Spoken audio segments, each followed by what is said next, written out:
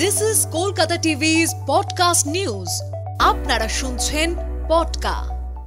Trolling এর শিকার পান্ড। আমি শুভাঙ্গী, শুনুন বিস্তারিত। বিভিন্ন নায়ক নায়িকাকে হরেক সময় ট্রোলিং এর মুখোমুখি হতে হয়, কখনো ব্যক্তিগত জীবনের জন্য, তো কখনো কোনো লুকের জন্য।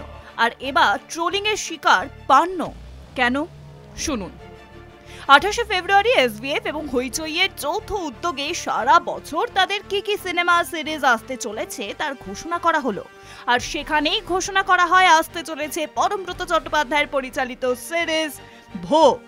পোস্টারে দেখা যায় মুখ্য ভূমিকায় রয়েছেন অনির্বাণ ভট্টাচার্য এবং পান্ড মিত্র। তবে এবার সেখানে পান্ড লুক নিয়ে শুরু হয়েছে জোর চর্চা। কেন?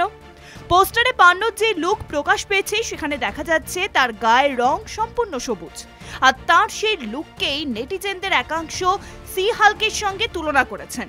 কারণ হলিউড এই সিনেমায় সি হাল্কের চরিত্রের গায়ের রং সবুজ। অন্যদিকে নেটিজেনদের একাংশ অনির্বাণ ভট্টাচার্যকে তুলনা করেছেন ডক্টর স্ট্রেঞ্জের সঙ্গে।